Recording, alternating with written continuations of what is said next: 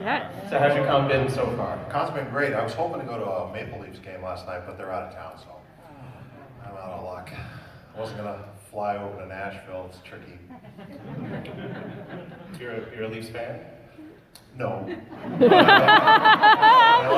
like hockey. I'm a Blackhawks fan, so long ride. I'm an original six, yeah. So, okay, I'm a little intimidated. You worked with Kubrick. You've worked with so many great guys in your career. Where do we begin? I think for me, it was Ricky Lindemann. I mean, everybody wanted my bodyguard to be my bodyguard. How did that happen? Can you go right back to the beginning and tell us about that? This was the summer of '79. At the end of the school year leading into that summer, a local agency came to our high school, New Trier East High School, in Winnetka, Illinois, north of Chicago, looking for high school age kids. And I was kind of a misfit then. I was a hockey player when I was real young, but then my parents got divorced and things went wrong, and I couldn't compete with the guys that got to go to Canada for hockey camp. When they came back, I couldn't compete with those guys, so I became a misfit. And where do misfits end up? Either in the ashtray with the burnouts, or in the drama department. So, anyway, they came and looked for kids, and I was one of them, and I auditioned and got the job and did a couple callbacks and a screen test. And they weren't sure if they were going to shoot in Chicago. They were actually looking at maybe Toronto, which I believe is where Chris Makepeace is from, and he was the lead in that movie. I had the title role, but he was the lead. I don't hold any grudges. So long ago. This was summer '79. Get the Knack. My Sharona was the big hit on the radio that year. For those of you that might remember, the kids, you're gonna have to look that up. Those are the things that sort of place it in time for me. How old were my kids at the time? I didn't have kids then. Or what was playing on the radio? It was that and Supertramp, Breakfast in America, and Blondie. So Blondie was going big, and I think Some Girls by the Rolling Stones was on the radio. I was a Chicago boy, so I got to live at home and collected $800 a week. It's like, it was like 52 days, and I was like, I made like 14 grand. I'm rich. My 17-year-old. My mom took it all and spent it on junk. She's a hoarder. No, I'm kidding. No, but I paid taxes and then bought a car. And I ended up with a car, and then a couple other things. I did a little bit part in Ordinary People, and I was kind of off to the races. Those were my calling cards to get into the business and the heck out of my hometown. So I headed for New York and lived there for a while. Tried theater. It was too tough. Too much competition. They didn't want to hire any big, stupid guys like me who couldn't sing and dance. And so I did a couple movies from there. I lived there for a couple of years. Then it got really dangerous. Crack hit the streets. It got really scary. So my buddies and I, we all moved to LA, and we've been there ever since, early 80s.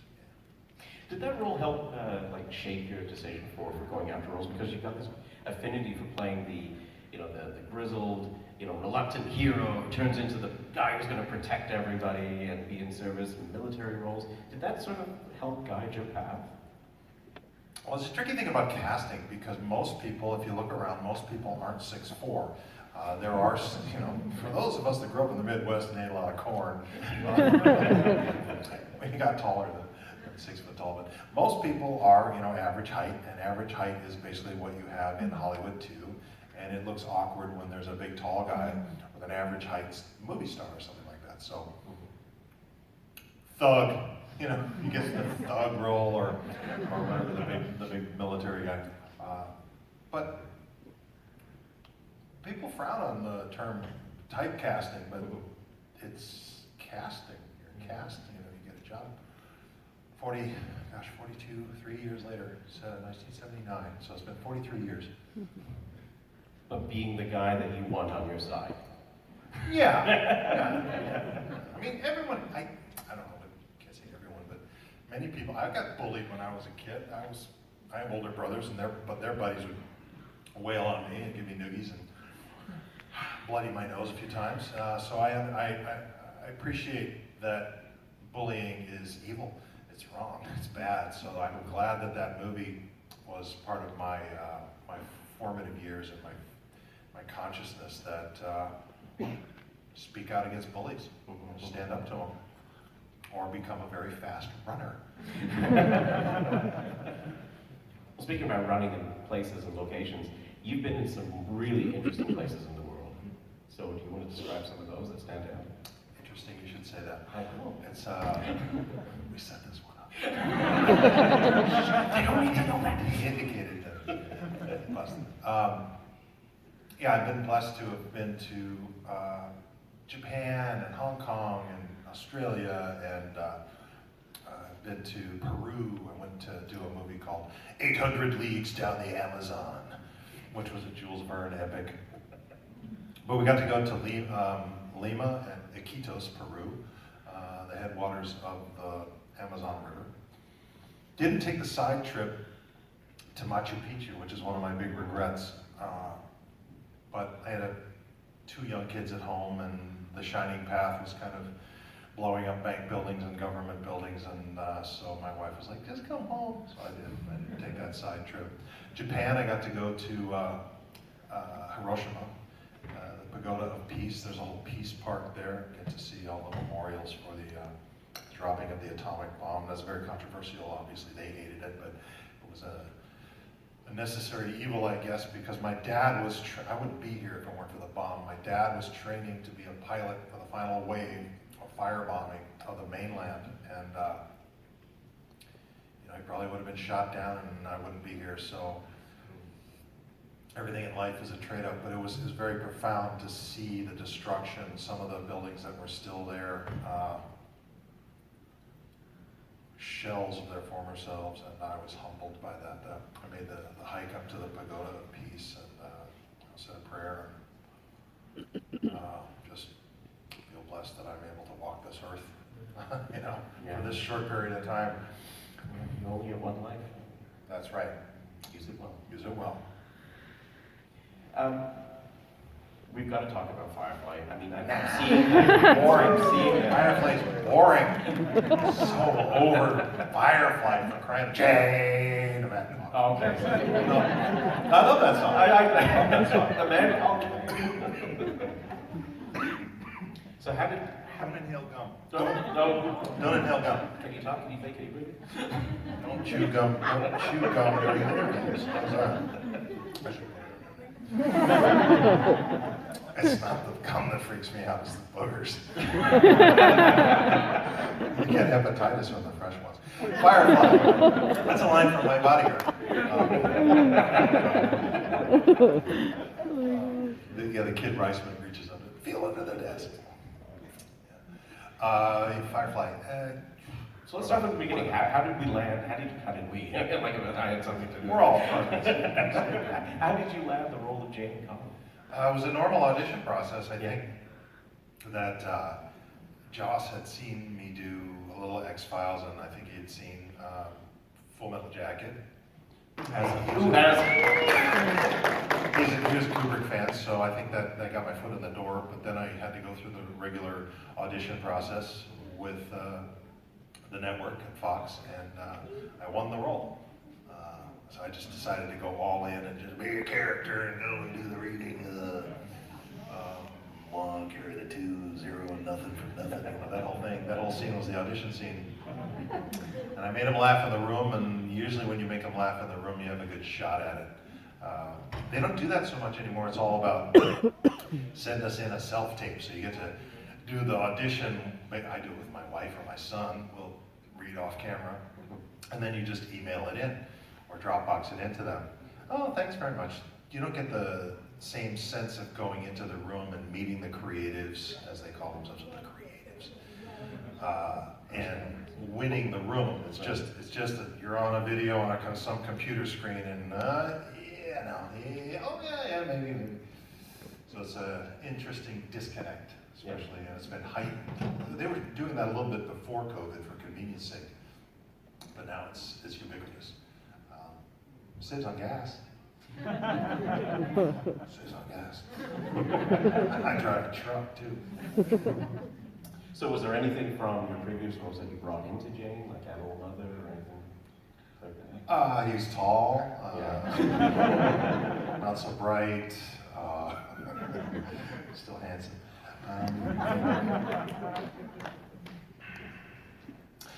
I was a fan of Western shoot-'em-ups when I was a kid. My dad used to take me to what he liked to call shoot-'em-ups, and you know, the Clint Eastwoods. But I was always gravitating towards the character roles. You know, the Eli Wallachs and the Jason Robards of the genre. So I was just trying to be one of them guys. So I was just copying. I think it was might have been Brando or Pacino. One of the great actors. They said the good borrow, the great steal. Probably Brando. Thief. Shouldn't speak ill of the dead, rest in peace. There's a funny picture, I hadn't seen this before, but James Caan was wishing Robert Duvall a happy birthday. And there's a picture of Duvall, it's like an on-set snapshot of Duvall holding a what's basically a cue card or script for Brando.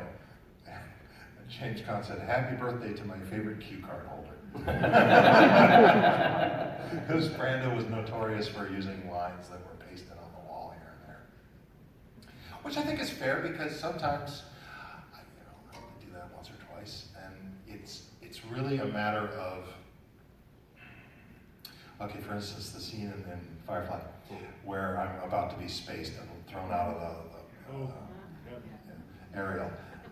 It was so loud because they had to make it windy, I couldn't hear what Mal was saying, so I had to kind of read his lips. So when they were shooting this way, I kind of had the script just as a reference, so that I could, okay, this is where we are in this scene. And so it's not cheating, it's reference points. Every other line of work, you can have bullet points, and see, he's got a notebook for interviewing, so why can't actors? You can't, I knew the scene. It's really about, do you know the scene? If you haven't read it at all and you're just learning it as you go, that's not good, that's not cool. But if you have it there as a reference, so in Brando's defense, it's not cheating. That's cheating, but it's not unprofessional. But to be fair, they also expect that I don't have any talent, so. It's not a stage play. You don't have 2 weeks of rehearsal to get the scene right. It's like, okay, this is what we're doing today. All right, we got an hour, okay. So speaking of anecdotes, Does that burst your bubble? Does it make you think that I'm less of an artist? Okay. No. Okay, good. Emotional counselors are at the standby, just in case folks. No, it's not real. It's not really on the spaceship. It's okay, I'm just going to scratch out my process questions here. So, speaking of anecdotes, what's your favorite anecdote from Firefly? Anecdote as in... Funny story. Oh. Pleasant memory. Awkward moment. I don't know, Alan and I used to get into it about different aspects of life and learnings, but Alan taught me a wonderful lesson. He went to Juilliard and he said he hated it, but don't tell anyone he said that actually. He'll tell you. He said it publicly, I've seen it. But he loved clown theory class. And he sat us down at dinner one time and I said, well, explain clown theory. Excuse me, I had never heard it properly explained. And if you get a chance to ask him in a panel anytime, have him go off on clown theory. But in a nutshell, it's the clown, be it an angry clown, a sad clown, happy clown, whatever it is 100% committed to the emotion. So a sad clown is 100% sad about everything, and a happy clown is 100% happy about everything, except, so I would have to pretend or be 100% committed to being happy about sitting here with you, were I a happy clown. But I'm not. I'm merely... I see you've talked to my wife. I love your wife. She's very nice. Very nice. Your better half bite. Where were we? Clown theory. Clown theory. That's basically it. Favorite anecdote. Yeah. Favorite anecdote were my run-ins with Alan Tudyk, and of course Nathan's leadership made it so wonderful. I've been blessed to have Nathan Fillion as my number one on the call sheet leader in our department, as our on-camera department, as we like to call ourselves. And also Zach Levi from Chuck. He's two of the great leaders that just makes you encouraged and loving being at work every day when they're there. Did you get that same feeling when you reunited with him on Castle? Oh, sure, yeah. He was very nice to invite me to do a couple of episodes of Castle. And when we got there, we just fell right into it like old friends and just hit the beats. And he taught me how to sing a little bit. Yeah, can't sing, can't dance. Remember Misfit? They tried to teach me in high school, I just didn't have it. You know. To dance or to sing? I was a hockey player, I wanted to play hockey. Oh, you can skate. I could skate, but there's no ice on stage. They didn't have rollerblades then. But anyway, so yeah, Nathan was great, always great to work for, and encouraging and funny, and loving and all that. So again, I've been blessed to have two guys like that at number one. Is there something going on up here? Did you drop something? Is that a contact lens? Did you drop a contact lens? Or a barrette? Those are so important. They are. I'm not sure barrettes. There's a game called Pretty Princess. I have two daughters. And when they were little, they're all grown now. But there's a board game called Pretty Princess. And it's a spinner game, and you spin a number and you move your piece around the board, and you collect along the way a necklace, or earrings that clip on, or a ring, a fancy ring. Don't get the black ring though. The black ring means you have to go back and you're out, and it's not good. Oh, I don't want the black ring, but you have a beautiful turquoise ring and a red ruby ring and all this stuff. And it's got to match the dress. That's right, that's right. So in our, we had a dress up road, so they loved having me like put on the earrings and the necklace and the crown, and they loved it when I would spin and it would be, oh, you got the black ring. So I've been in costumes, I've had barrettes and earrings on, and I'm not ashamed of that, because I did it for my daughters. I tried to make them happy and laugh, because I knew later they would make me miserable. And I feel your pain. But they're off the payroll now, so it's great.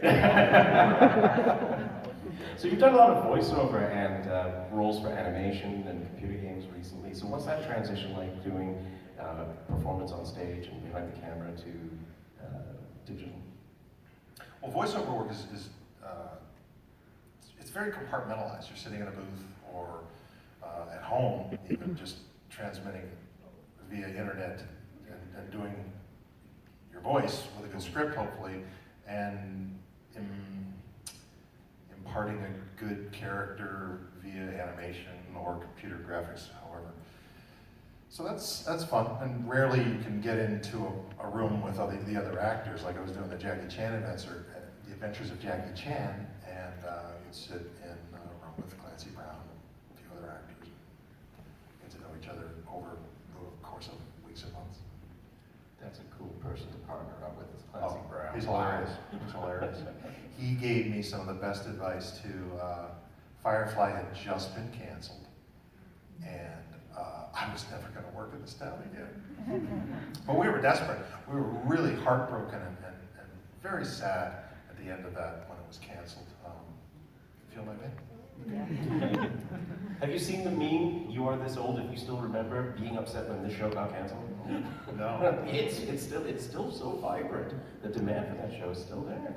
So I was hang-dogging it at the easel with the script and the microphone in between takes. And I got 3 kids. What am I going to do? I'm never going to work at this. I have to find another job. At least I have this one to keep me going, pay the rent, and all that stuff. This is, gosh, it's 20 years ago now. And he said, "What's wrong, brother?" And I said, "Just, I had the show, and all that." He said, "Great." I said, "All right, listen. We're all sort of on this zigzagging path of our own toward the end." It was very zen, very cool. Don't compare yourself to what you were doing last year or this year or whatever. Just stay on that path that you're on. It's going to have some zigs and zags, not ups and downs. And don't look at your bad times, because everyone is promised bad times and trouble in their life. It's just not going to be a trouble-free life. It just isn't. And this was stuff I had. He's a couple years older than I am, and I found that so calming and reassuring that I don't know. I took a big, deep breath and thanked him and relaxed a bit. And I wasn't desperate in my next auditions. And then I got jobs after that and hooked up and did on the role in Chuck and other things. And so I owe a big debt of gratitude to Clancy for his wisdom at the time. There are a lot of cool people in the business, a lot of jerks, but a lot of cool people. I'll name the cool people.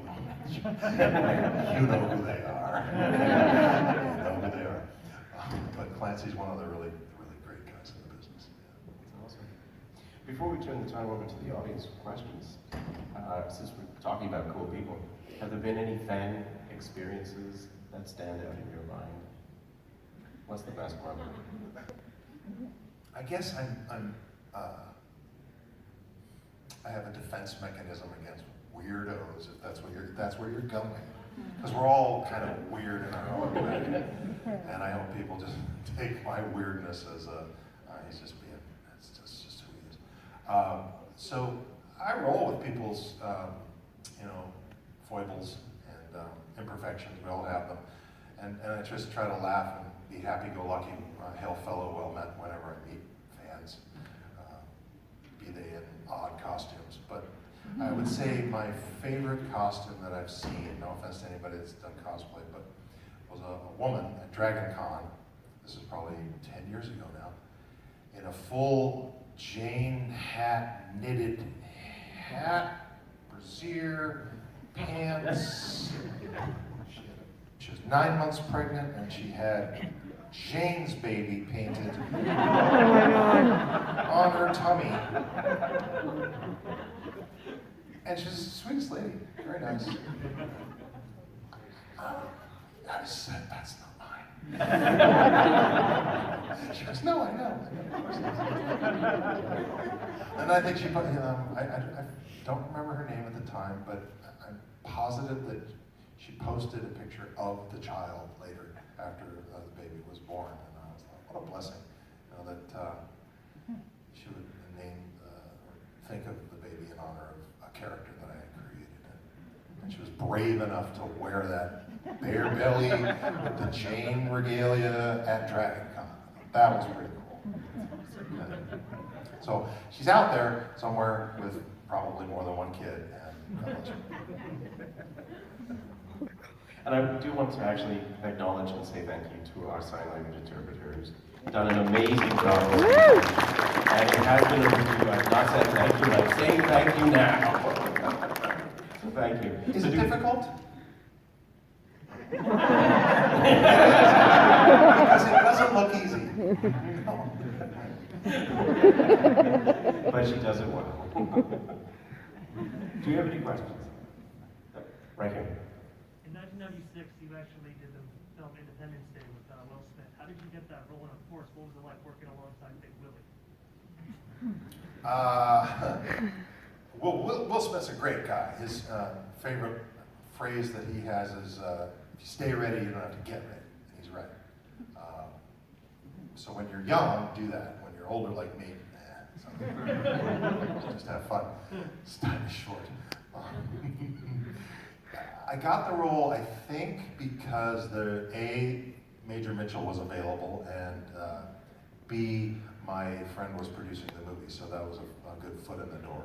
The great Dean Devlin, he produced the movie. His father produced My Bodyguard, so it's not quite nepotism, but he was the best man at my wedding and introduced me and my wife. And he knew new shoes for the kids and that sort of thing. So, to be quite honest, I said, please give me any job. And then when the Patriot rolled around again, I said, please, again, another job. He goes, got one for you. But you have to burn a church with people in it. Well, is it a pretend church? It's a pretend church. It's made of balsa wood. Oh, okay.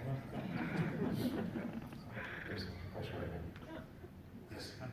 How was working with Zachary Levi again? And Do you know if the Chuck reunion is coming? Zach Levi, like I said before, one of the greatest number one on the call sheet in my experience. And I got to reunite with him on a movie called American Underdog, the Kurt Warner story recently. It was great. The guy took a beating, you know, as a quarterback. We had some stunt guys in there, obviously, and were really genuine, authentic arena football players, and they were really beating the crap out of each other, so that was fun. And Zach stood in there and he took his licks as well. But we have a couple scenes together, and I get to run him through his paces, and I play as one of his coaches. It was great. It's like slipping on an old great leather coat, you know, when you get to work with friends like that. And I don't know about a Chuck reunion. I know that Zach has said publicly that he would like to make that happen. It's above my pay grade. If it happens, great. There's an old saying in Hollywood, some of you have heard me say this before, but I don't believe anything until the check clears. But if I was asked to reprise the role of John Casey, damn right I'd jump at that. That'd be great. Same thing with Jane Cobb, but it's too soon. You know, the one thing I'll say about Jane is, you know, people ask me, what's your favorite role you ever played? And I've had probably 5 or 6 like milestone roles in my mind. You know, from My Bodyguard to Full Metal Jacket and Jane Cobb and John Casey and then Mike Slattery in the last ship.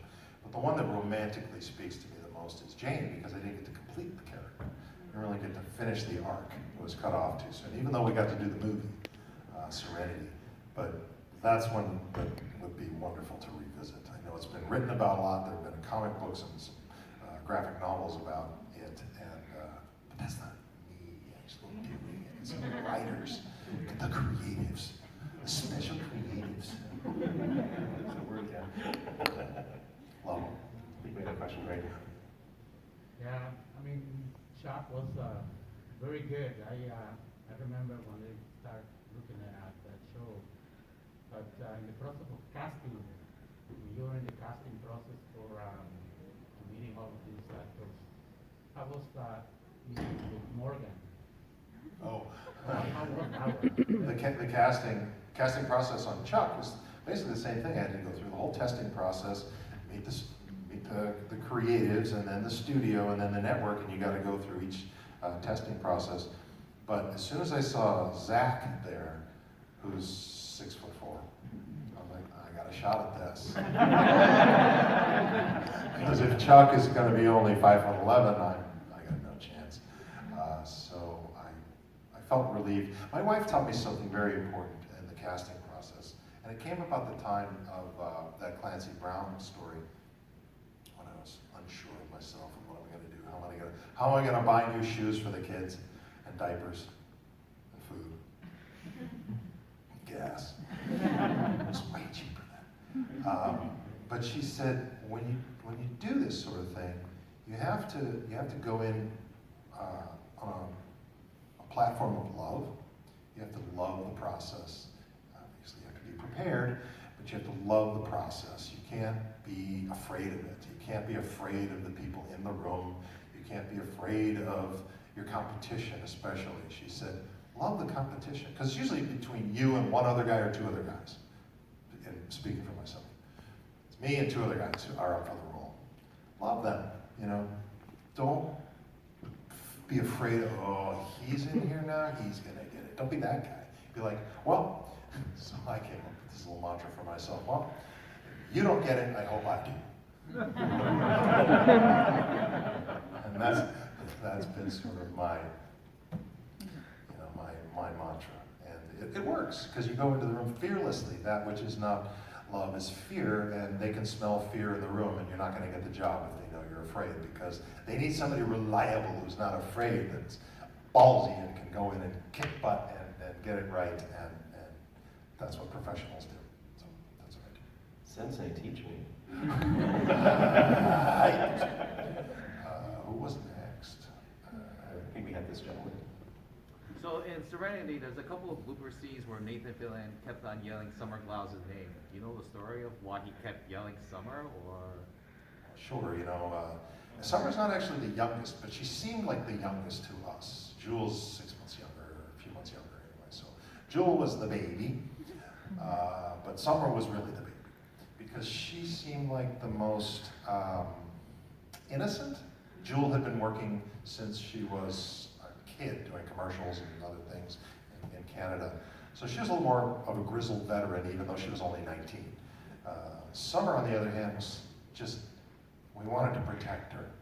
And when we got rolling with the series and everyone felt confident in their characters, and something would go wrong, like a crew member would kick out a cord and the light would go out, they call that a kick out, we would have to blame someone. We called it the set scapegoat. So who better to be the set scapegoat than the most innocent among them? Because you don't want to point a finger at the grip, because he's doing our job as it is. What, Joe, what are you doing? Joe's fault. Don't do that. No names on set. But if you say, Summer, everyone knew it wasn't her, but you would get this reaction. She'd go, what did I do? Nothing. So that became the running joke. Anytime anything went wrong, we would all yell, Summer! So that was this gentleman. Just following up on your previous question, answer.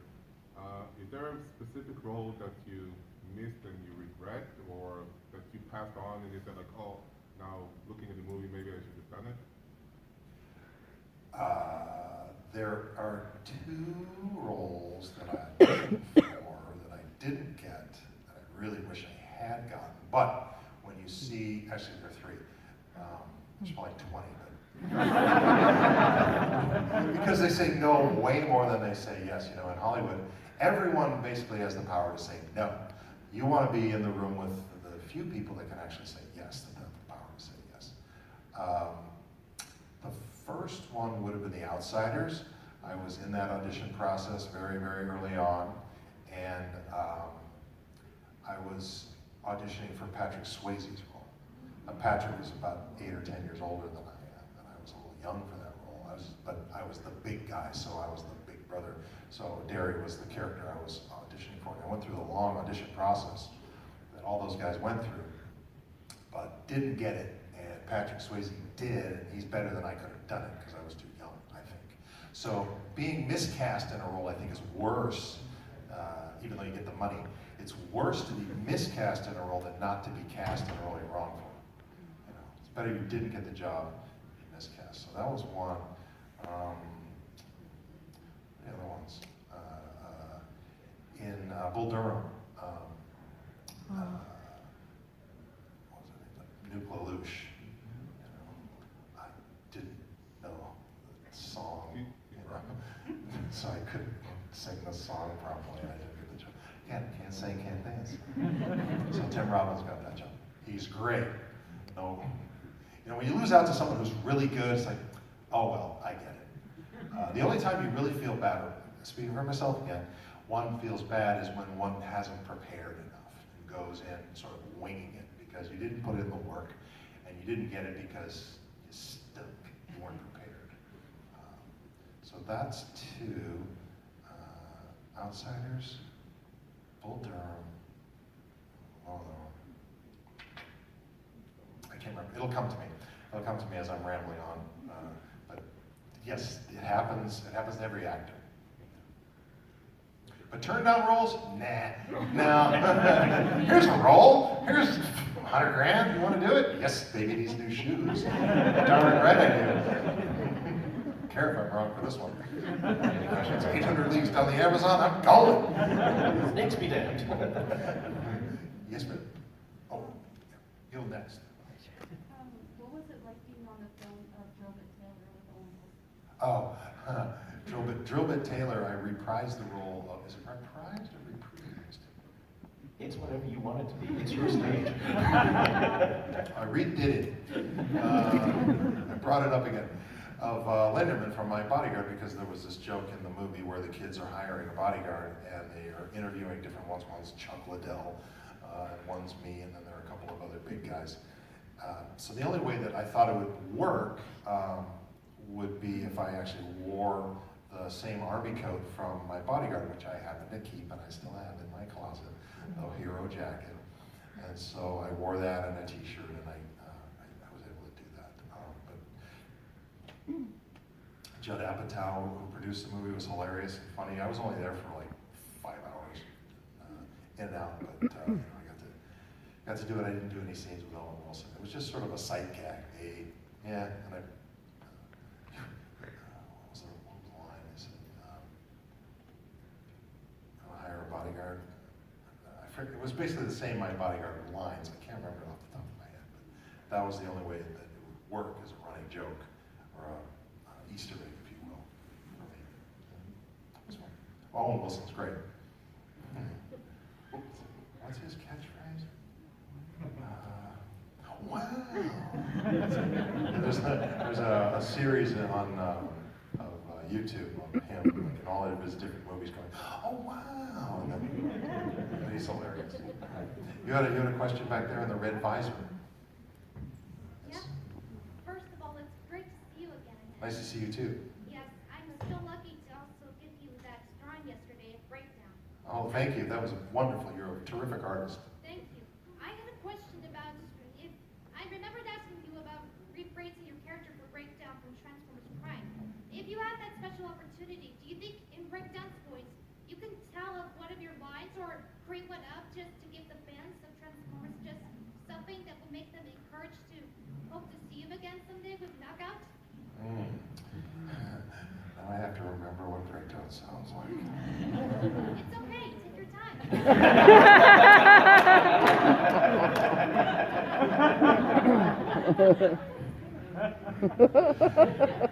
You know, to be quite honest, I'm not exactly sure what Breakdown's voice was exactly at the time. Was he a tough guy like this?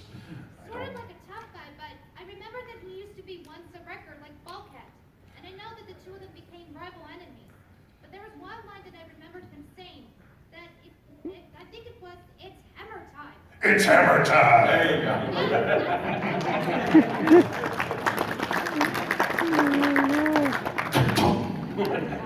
Long live Breakdown, the wrecker of the Decepticons. Those pesky Decepticons. Very low down, dirty, deceiving Decepticons. What was I'm sorry, what did you say?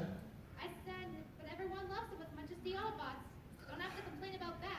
No, I don't. The key is, here's another one of my ethoses and my mantras is, this is a character that they could kill off in any episode. Make yourself lovable as quickly as you can.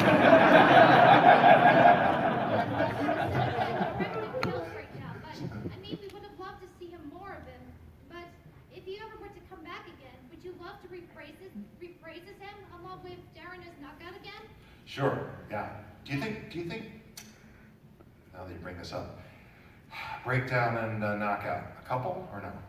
According to some fans of the Transformers franchise, and when they see them together in the IDW comics, they're an official couple, and... Official? Yeah, in the IDW comics of Transformers. Yes. Yeah, but if you were to study about it or just ask the fans about it the next time you go to the Transformers Con or something, I'm sure that they'll give you the answers that you need. That's what I have homework. I am fascinated by fan fiction. There were some fan fictions from Firefly that I could not repeat.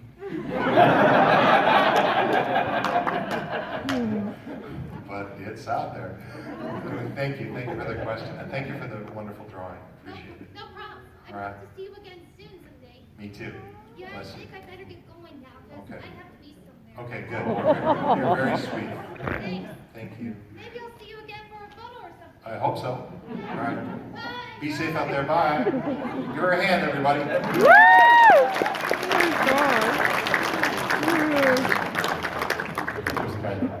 She gave me this wonderful drawing of Breakdown and Knockout as an official couple. There's your love. Ah, yes. That's a tough act to follow. I'm gonna try it. So obviously, Full Metal Jacket and played Animal Mother. Now, I was really surprised to find you didn't have a military background because you handled the M50 so well. And we, when we're you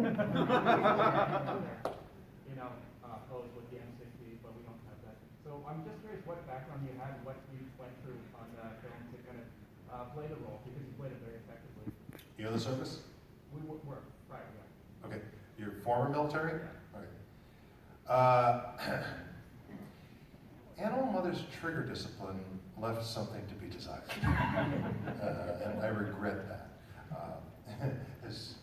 As they call it, the booger hook was on the bank switch far too often.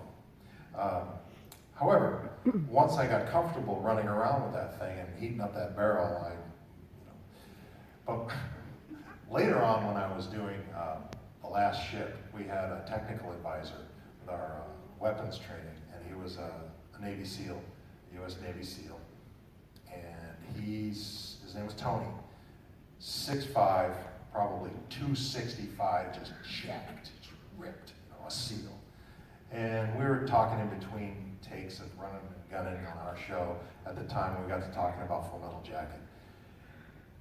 He just sort of casually leads me down this dark alley of conversation. Full Metal Jacket, that's pretty good. We appreciated that in the SEALs, and I know the Marines really appreciate that too. It's a good movie, and Animal Mother's a fun character, really cool. And that M60 you carry, that's pretty cool.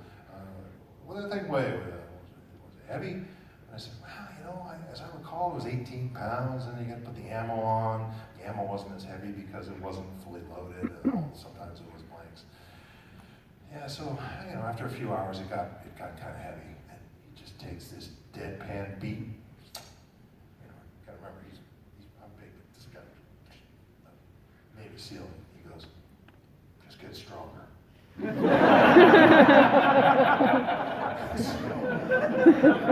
So I just so humiliating. Because I get to play acting, and I'm a soldier on TV sometimes. I didn't serve. My dad served. He was in the Naval Air Corps at the end of World War II. And many family members that have served. I didn't serve. I pretend to serve. And so when I get a chance to sit with someone that is authentic as the real deal, I am nothing but humbled and respectful. But that M60, when you go back and look at Animal Mother in those first couple scenes, waving that barrel around, not good muzzle management, not good trigger discipline. I know this is Canada and you don't have guns here, but this is gun terminology, so you can laugh at gun terminology. You watch the movies. Jane had a gun. Jane's trigger discipline was not so good either. You look at some of the promos. But the reason is because in Full Metal Jacket, when we were doing those first scenes with Animal Mother, we did the second half first, the war section first, and the boot camp second for weather purposes, because we got there in September, October of 1985. And so we tried to get as much as we could do in the sunshine as we could. And on the side was Lee Ermey, who was supposed to be our technical advisor, but he stole the role from the other guy, Tim Kolzarian. He was off rehearsing to be the drill instructor.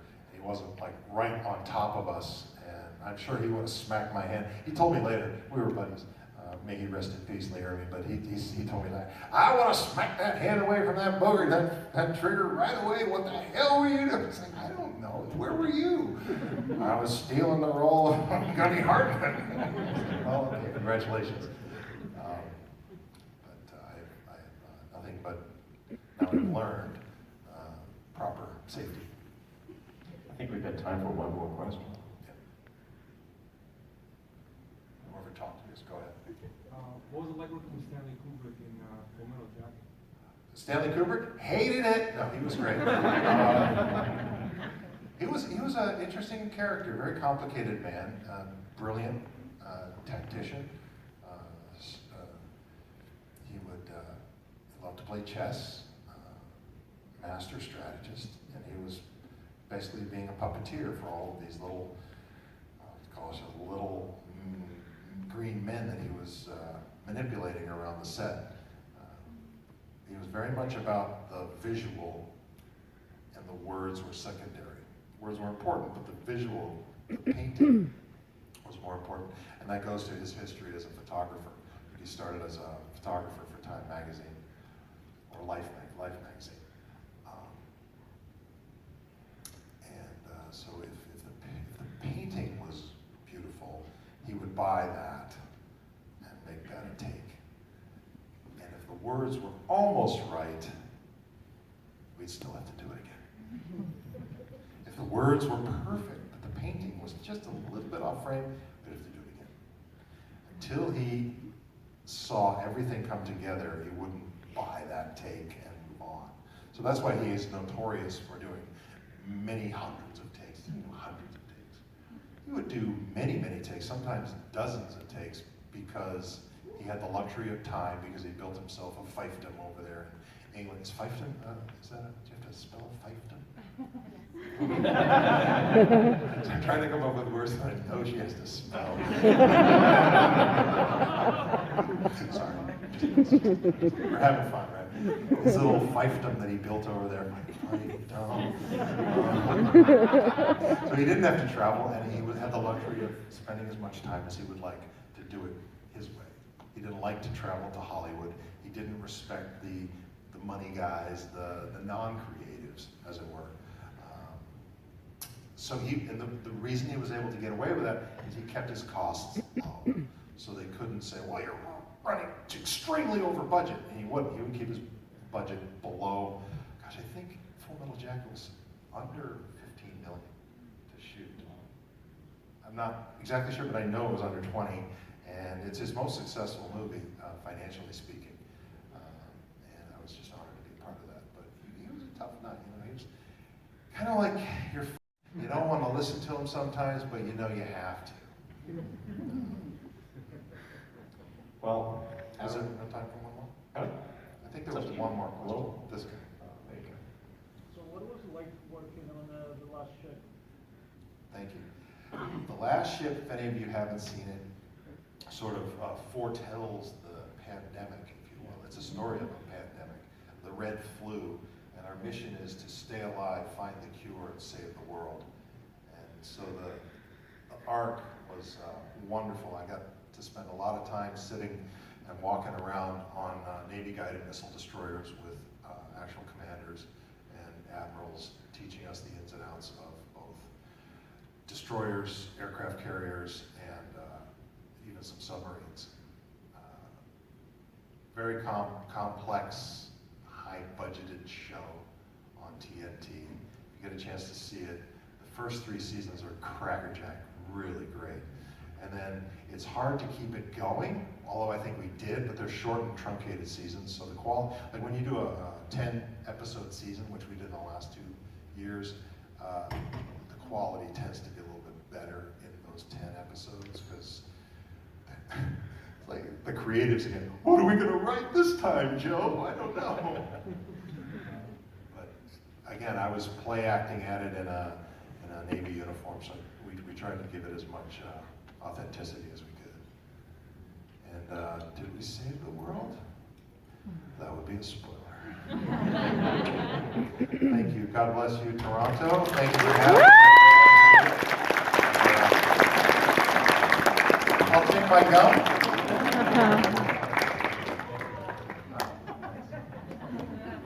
You must be a dad.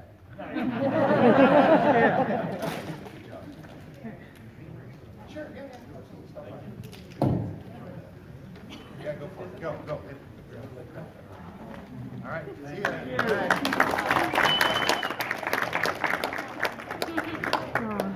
Beer up.